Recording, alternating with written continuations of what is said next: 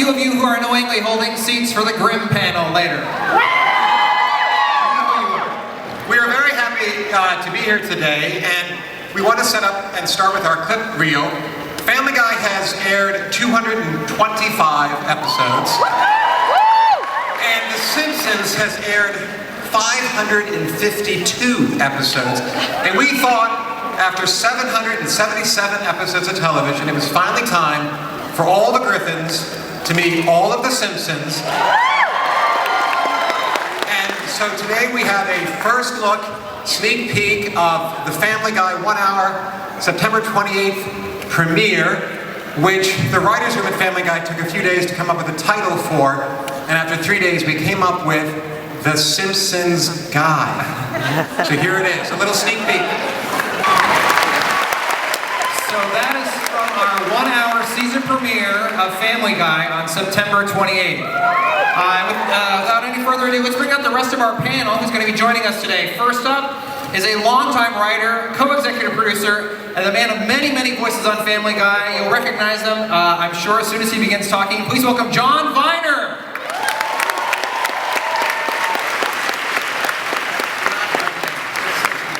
Next up, one of the very first people Seth MacFarlane hired back in 1998 as supervising director in charge of all the animation, and on top of that, directed the hour-long Simpsons Family Guy episode. Please welcome Peter Shin.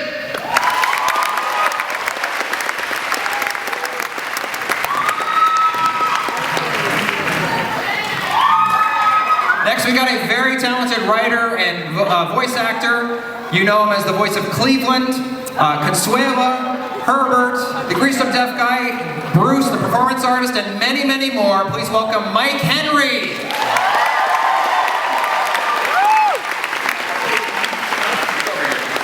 And finally, Chris Griffin, you know him from all sorts of multimedia platforms, Mr. Seth Green.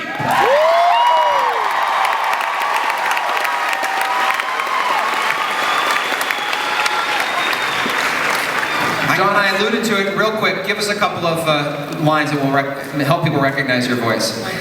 Me? Yes. Yeah. We now return to... That's about that. Mr. Griffin, you're going to jail. See? That's just, I'm that guy. Or the French guy. Or the Persian guy. Which is also the Russian guy. Which is also just a big guy. And so we're very excited about our premiere, as we mentioned. We also have a fantastic season coming up, and I thought we'd take just a few minutes to talk about some of the other episodes we've got. One is we have a very special Christmas episode in which Jesus makes his return to Quahog. And Peter and the guys discovered that Jesus is a virgin, and so they decided to go about helping him get laid. So that's our Christmas episode. Merry Christmas. We going to hell. We also have one where every time Peter gets drunk, he says he can beat up Liam Neeson. And the guys finally call him on his bluff, and they go to a movie set, and Liam Neeson plays himself and was very willing to poke fun at himself and all internet rumors about him. Wait, I think you're burying the lead. It's Peter's first Comic-Con. It is! We should give a special shout out to Peter about the episode. Well, Peter, as I said earlier, is in charge of all the animation and all the directing on the show. And really appreciates all this attention focused on him right now. Yeah. As you can tell by his two bits so far, we're racing out right away and slinking under the table, so I'm sure he's happy to be here. But he also then spent all weekends and all nights, seriously, directing our hour-long premiere. And he started off, spent 5 years at The Simpsons, right? Me don't speak English. Wait, make me feel a little better. Who else is here at Comic-Con for the first time? Hey, welcome. It's got a big wave of BO. Well, you know, we're packed pretty tight. We're bound to sweat. Well, I also know that I guess there was a hologram at the Simpsons panel today. So, A hologram? Is that how you say it? Hologram? Hologram. Thanks, Mike. But we don't have a hologram. I did have a voicemail message from Seth MacFarlane 4 days ago, though. So, that's I'm going to plug two other quick episodes real quick. We have some fun for Meg this season. She gets recruited to become a foot fetish model. And later in the season, Stewie will become pregnant with Brian's baby. So that's a kind of out there but really fun episode to look forward to. Seth, do you want to mention anything about Chris? Or just do Chris's voice to the delight of many people? Oh yeah, what was the? You just told me something really good. But Well, Chris is going to fail his history test. Say again? The one where Chris is going to fail his history test? Just do the damn voice. Yeah, so Chris needs help with his history class, and Brian and Stewie take him on kind of a Bill and Ted's Excellent Adventure Through Time. Where we get to punch out Napoleon with our fists and head. I don't know, guys, that wasn't as big a hit as you anticipated. I feel like it wouldn't be a Family Guy panel. I know Alex Borstein is not here this year, but Mike, I feel like you could take the mantle briefly in her absence. Do you know what I'm talking about? For the signers? Yeah, maybe. It's become a bit of a tradition. It started as a bit, then it just became us repeating ourselves, and now it's kind of a tradition. Right. We do have the signer here for the hearing impaired, and she'll pretty much sign anything, right? I mean, whatever we say, she'll do. So, I had a few drinks last night, and this morning they kind of rocked me a little bit. Yeah. After I got some breakfast, I sat on the toilet, and then I decided not to go any further with it because that's my business. I'm just kidding. I took a shit. So this is shit. All right. That is. Mike will use that many times from here on in. He'll teach his children right away. I think he's going to hire a full-time sign language person to follow him around and just do that in his real life. Do we want to take a couple questions? Sure. I mean, it is the People's Comic-Con. I feel like we always we never have quite enough time, so we might as well get some questions in. They're lining up. All right. All right.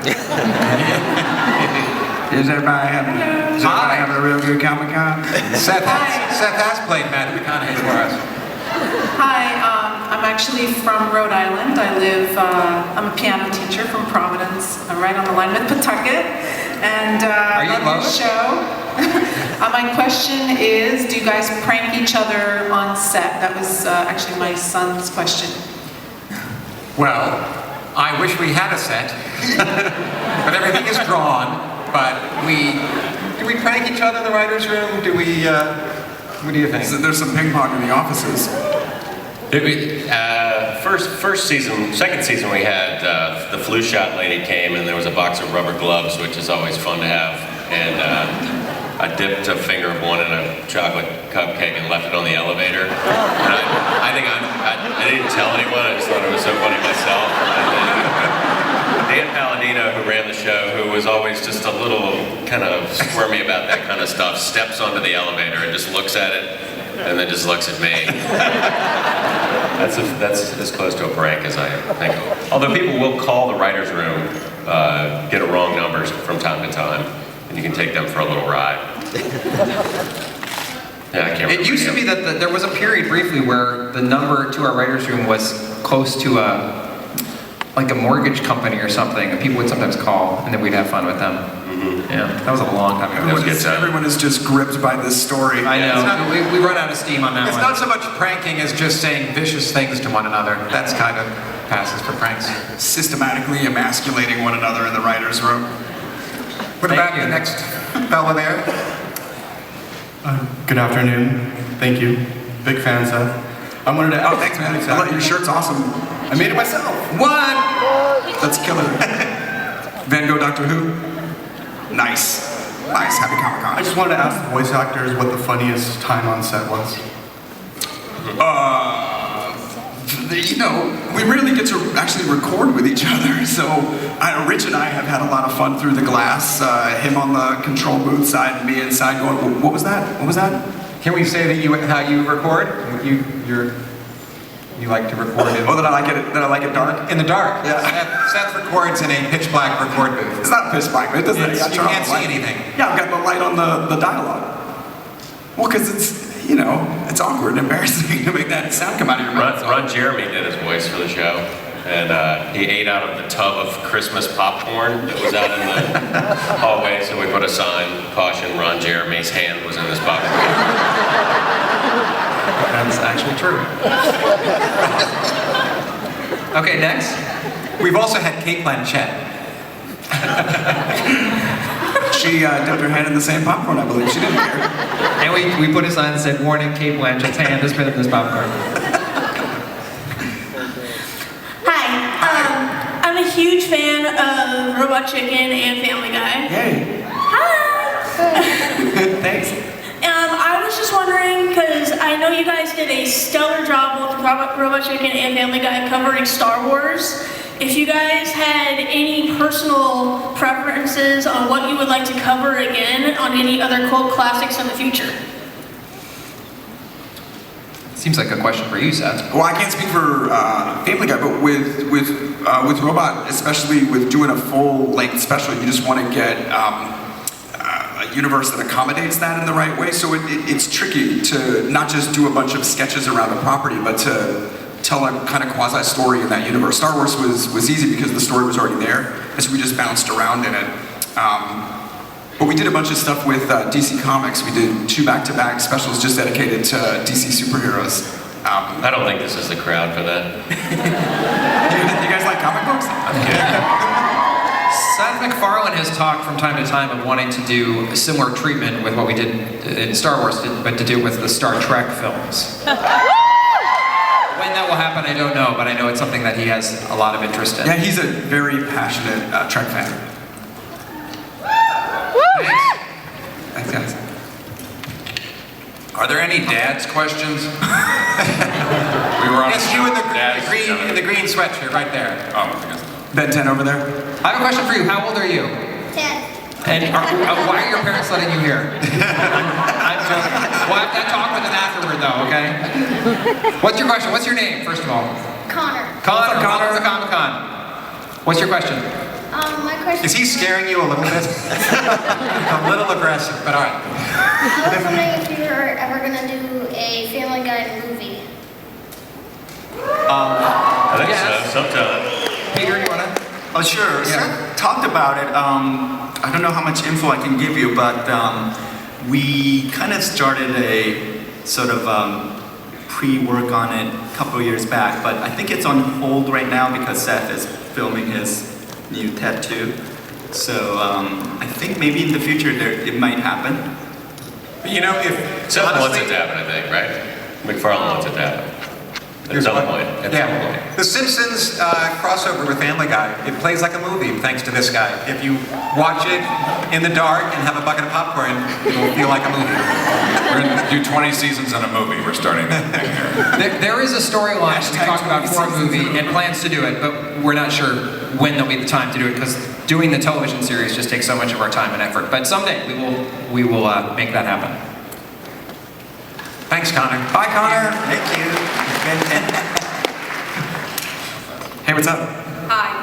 I have a question about the side characters that have died, such as Diana Simmons or Muriel. Are you gonna bring them back from the dead, like an episode, like a zombies thing? Well, We are now. Well, the Muriel Goldman fan, I think, would be happy. We don't have any plans to, but nothing. We don't rule anything out. We're always desperate for story ideas. I'm still thinking about that piano teacher from Rhode Island. I bet she has some good stories we could take. But thank you. Hi, what's your name? Sophia. Hi, Sophia. What's your question? When is Stewie and Maggie gonna play together? That's very cute. Why do your parents let you watch the show?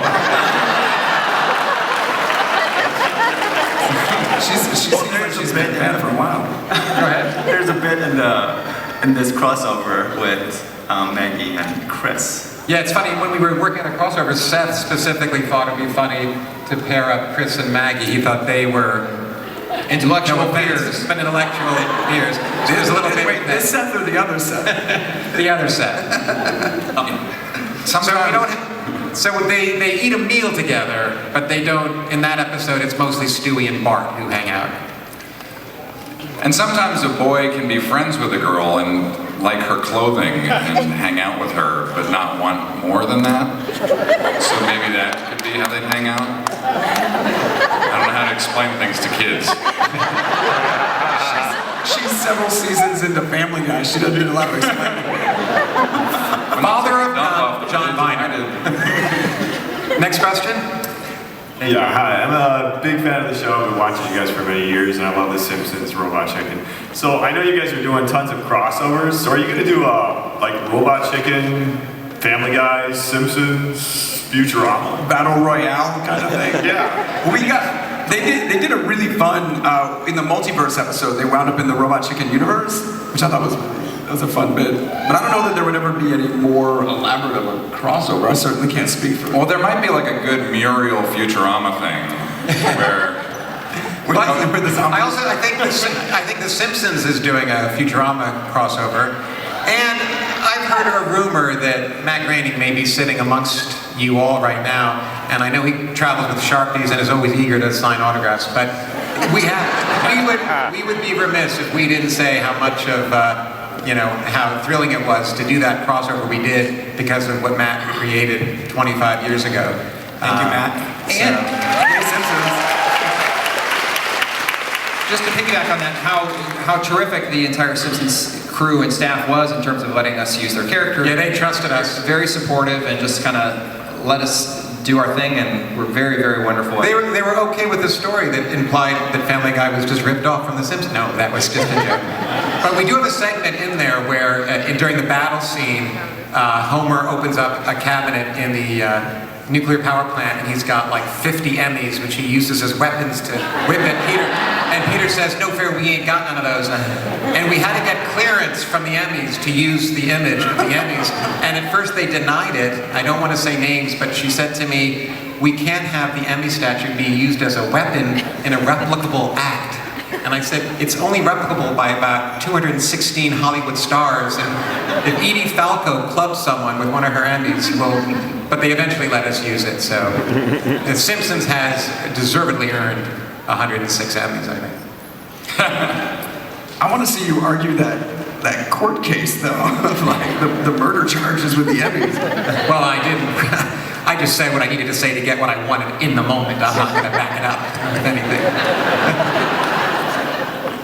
Next question. Hi, I'm a big fan of Family Guy, just to start off. But my question is for the voice actors. How did you get into voice acting, and what advice would you have for someone who might want to get into the business? Just general dysfunction. I always just imitated people and made up crazy characters, and happened to meet McFarlane when he created the show, and so I got to create characters in the room based on people that I knew, where Herbert was a sweet old man that I pushed groceries with when I was working at a store in high school, and he's just always a happy-go-lucky guy. And so we made him a pedophile. And actually, when Family Guy was canceled for about a year, this is how hard it is to get into voice acting. I had a very good agent who sent me on auditions, 5 auditions a week for a year, and I booked nothing. It really is such a huge advantage to be in the room where things are being created, where there's no middleman. It's just, or make your own stuff. Like that's the fastest one-to-one that you can have is make your own stuff. And especially today's technology, every kid can put their own things on a watchable media stream. It's you almost have no excuse not to. So like when I started acting, I did the same thing. I just imitated cartoons and practiced voices from the time I could talk. I was trying to change the octave of my voice and make different sounds, and Yeah, just make friends with people that are making stuff and can keep, in a demo. Like if you ever do a demo, do like 6 or 7 voices for about 10 seconds each, and throw some little BS background noise behind each one to make it sound like somebody produced it. But it's also very hard to get someone to hire you until you've done something. So it's easier now to just do your own thing, to make your own thing, and then people can point to that and say, "Oh, that worked. I guess we should hire this person." No, that's true live action too, because I tried acting for a while and nothing, and God knows that's really taken off. But no, you just make your own stuff. And just email Mike at mikehenry@henryfamily.com, and he'll listen to all your tracks. Good luck. Happy to do that. Thanks. What's up, dude? Hey. Hey, man. Well, my name's Dominic, and by the way, Seth, I love dads. Oh, thanks, man. Wonderful show. You keep swinging. You make stuff. You hope people watch it. If they don't, you make more. It was wonderful. Thanks, man. But my question is that with Family Guy, are you gonna try to bring back the Cleveland show in something with the Family Guy? With any episodes like that? Not really. I think in the episode where Cleveland came back, there was a little bit of emphasis on it. There was basically a beat down for the first 5 minutes, and then Cleveland's back with the family. Yeah, after 4 seasons, Mike and I thought we did everything we could with the Cleveland show. We asked the studio, the network, to take it off the air so we could. No, that's not true. We love the Cleveland show, but no, I think he's back at Family Guy. But you can watch it on TBS in reruns. But also, the characters, some of the characters, like the children, are coming back. So, and Donna, his wife. But that's what's great about animation is that even though that show went away, we could just, bring all those characters back to our show. But it's still in our hearts. It's still in our hearts. Okay, next question. Hey guys, my name's Alex. What's up, Alex? What's up? Hey, first off, big fan of you guys, Seth. Mike, hey, sorry about the Cleveland show, dude. Thank you. That's all right. Anyway, I was wondering, do you guys ever worry about running out of material or anything for the show? Yes. Yeah, night sweats, panics all the time. I'm sure Does anyone get any sleep? Well, it's the thing that probably keeps Steve and me up at night. It's thinking of, with the great writing staff, always trying to generate new stories, and it's both. Extra fun because it's animated, you can do anything, but it's also a challenge because, as on The Simpsons, these characters never age. So, obviously, Stewie is not just a baby, but Peter Griffin is never going to have a 50th birthday. They're never going to have a 25th wedding anniversary. There are a lot of stories you can't do with these characters, so. But I will say, so in our writer's room, we have a big dry erase board where we kind of keep all the episodes that are currently in production. Every season, we start with all these blank spots, and we think to ourselves, how are we gonna fill these? But we are very lucky to have such a talented staff of writers, and I feel like every season we sort of double down on our efforts. We're like, you know what? We're gonna keep making these better and better, and at the end of the season we do it. And I'm as proud of these episodes we're doing now as any we've ever done. I think a lot of the credit goes to our very talented, hardworking writing staff, great writing staff, and so it's something we worry about, but I'm also pleased with the episodes we continue to produce. Thanks, man. Have it gone, dude. Hi, my question is for all of you, and I say I speak for every single Family Guy fan. When I want to know this, because I was so upset when it happened, who hit Brian with the car? That's a good question. Good question. So I don't know if I don't think we ever really. It was Justin Bieber. Justin, not That kid's out of control. They should take his license away. Only chauffeurs for that kid. You know what? Let's go with that. Yeah. Justin Bieber. There's the headline from Comic-Con. It was Family Guy. Asian driver. It was Bieber.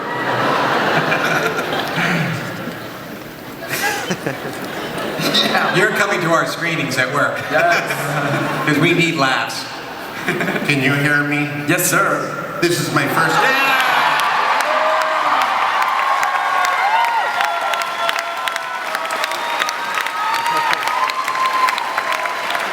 Hello, Mr. Grading. I hope that was all right. We probably should have cleared that with you. I don't know what you're talking about. I get that a lot. What's your question, sir? Do you have any advice for a young, struggling animator? Just get in the wild world of network television. Just trying to get your work out there and seen by somebody. And, you should start with an old-fashioned strip in a free weekly newspaper. How about that? It's very good. Just my question, what is Matt Groening really like? Well, can you kiss my ass a little bit more, please?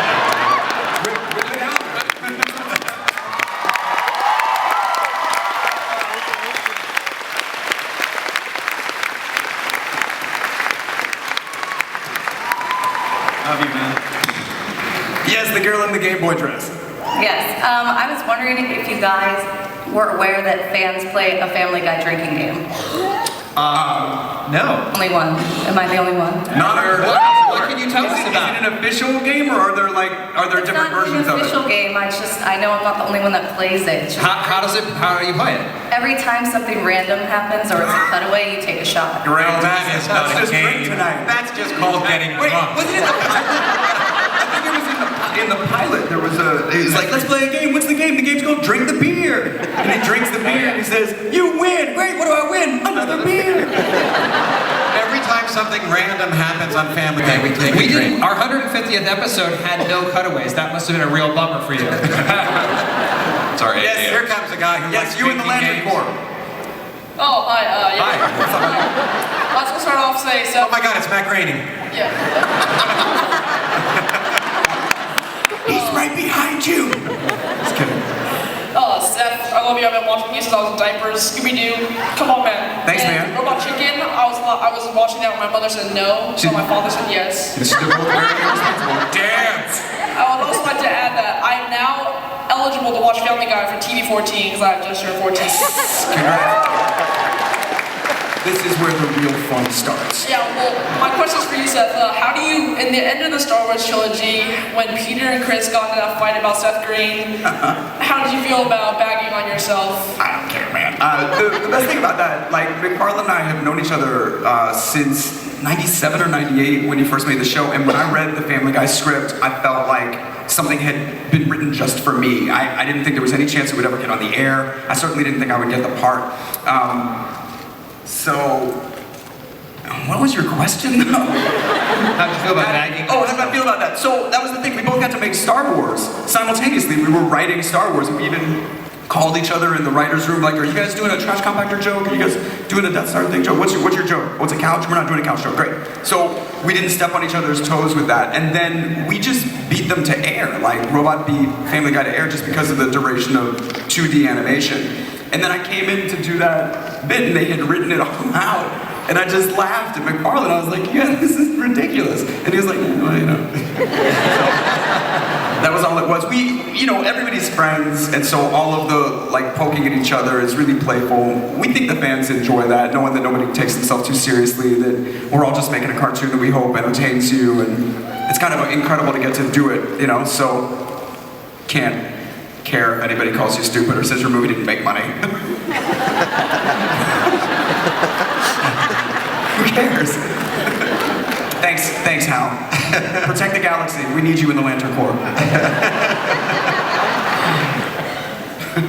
Next. Hello. Hi. I just had a question. Did you have a storyline that you had to fight to include or weren't allowed to include because it was too offensive for the network? Yes. Often. Well, there's a couple famous examples. There are 2 episodes that we did produce that we got the sign off to do them, and then as the air date approached, the network got cold feet and then refused to air them. One is an episode called When You Wish Upon a Weinstein, which ultimately did air. And then the other was an episode called Partial Terms of Endearment, and fans probably know what I'm talking about. But the first one had to do with Peter doing very poorly with money. He was losing a lot of money, making bad financial choices, and Cleveland, I think, mentioned that he had an accountant who... Larry Rosenberg. What? Larry Rosenberg. That's it. And so Peter, in his dumb, sort of small-minded way, did the math and thought, oh, well, I have to, as he put it, I have to get myself a Jew. And so Peter found, so that was an episode that was a little controversial. And then the other one concerned Lois contemplating whether or not to have an abortion. And that only exists on DVD, it never aired on television. But we also get, every episode, we always get letters from the they're not called censors, but the standards department at Fox. And this last week, this is typical, we got one that said, please substitute for Colin Farrell raping Peter dressed as Mrs. Potato Head. And we thought, well, how do you substitute for that? If we've committed to that bit. I don't really know how to change one thing to make that work. I actually had a whole email exchange with our standards department representative, the subject line of which was just the word butthole. And that's a true fact. And we should say, they're pretty good to the show, and they let the show do a lot. And did they loosen up on the butthole, or? Tell them what you came up with. I think they were pretty tight about it. Okay. That's what it's like in the writers' room, people. Hi. Tiny Tim. Hello. I'm a long-time listener, first-time caller. I was just wondering... Is this your first Comic-Con, dude? No, this is my third Comic-Con. Oh, welcome back. How many people out there, this is your third Comic-Con? All right. Go ahead. I was just wondering, what's your favorite part of your guys' jobs? This is it. This. I mean, honestly, it's fun to get to come, because when you're making stuff, you're just sort of in a vacuum. And so when you actually come, and even if you get good numbers or get good returns, you don't have any sense of whether or not people like it. So you get to come to these shows, and you guys all wait in line, and then you're all in the room, and then we're all here together, and everybody gets to celebrate the thing. So that's pretty awesome. You remember at the beginning, the first couple seasons were in this little office building making the show, and then we got canceled, and then when they brought the show back, we went and did a live show at a comedy festival in Montreal. Yeah. And we'd gone from literally no reward for what we were doing to all of a sudden people were very excited to see us, and it was really cool. And we never really get to perform together either. We're almost never in the same room at the same time, and especially not to get to play. So that's just fun. Have you guys ever seen them in Family Guy Live when Mike and Seth and Alex and all the... It's amazing shit. It's like a live script reading of an episode. There's, media stuff, but mostly it's everybody drinking. Everybody. How about you, John? What's your favorite part? You both perform and you're in the writers' room all the time? Yeah, I like I think when we do the table reads is the most fun because we get basically 40, 50 people on the staff and they get to listen to what we've written that week and weigh in what they didn't like. But it's that's sort of our moment when we don't have a big audience to perform, that we can kind of perform, because when we were on Dads, you have like a live audience and you get that response, but you don't get the response. Like it's so great for us to watch the audience watch the clips that, because we don't get to see what people are watching at home. It's you can't see through the other side of the television. Yeah, I understand. We're there, but we can't really see that well. Peter, what about you? Yeah, I think people come and ask me, do artists draw anymore, because we got this computer animation and stuff, and I tell them, yeah, it's just computers. You just click, Control Alt and crossover, and you get a crossover episode. Yeah, that's just him teasing. No, it's great working with talented artists. It's also talented writers, and of course voice actors. And I have to give a shout out to our animation producer Shannon Smith, who did a fantastic job. So people don't know the show is all hand drawn. They do use computers, but they've got styluses, and it's hand colored. It's on a computer, but it's all done by hand still. And Brian is drawn with a doggy stylus. Yeah, we have a very, very talented group of artists who draw our show. I'm getting a signal. Is this the last question? Oh, all right. But hey, before the last question, I meant to mention this earlier. I just wanted to mention this season we have some great guest stars, which I wanted to plug really quick. We've got Jeff Garlin, Allison Janney, Leah Thompson. Not in the same season. And all in the same season. I'm not even done. Joe Buck, Liam Neeson, Julie Bowen. The list goes on and on and on. It's going to be a great season. And now we'll take our last question from this gentleman. Bring us home, buddy. Thank you so much. My name is Sasha. I'm 16 years young. I go to a boarding school in Narragansett, Rhode Island, about 25 minutes north of Newport. I have a question. My favorite episode of all time, I've seen every episode, is PTV, the episode where they do that really controversial FCC song. As well as that, in the episode, Stewie fights Osama bin Laden at the beginning. And at the end, he's like, "Who are you?" And they do the whole Naked Guns intro. And okay, well, my question is, how hard was it to get that episode on the air? Go ahead. I was just gonna say, that's the one with the big sunglasses, right? Yeah. That bit, I saw that in animatic so early, and it was all hand-drawn, just storyboards. And the record on it was so. Do you guys know this bit? Osama bin Laden is doing a record. He says, starts with "Death to the infidels." I said, hey, stop it! What are you doing off camera? You can't do that. You're going to distract me. I'm going to lose my train of thought. Okay. Okay, hold on. Count down from 3, 2, 1. Death to the infidels. Stop it! I see it on your face. And it goes on so long to where they're all laughing, and then he goes, "What do you do? If I just came out and I come out with the thing in my head, hey, death to the infidels." But I'm dead serious. So you have the big sunglasses now? It was the funniest thing. I think I ran over your question, but I thought that bit. That was a great episode. It was hard to get on.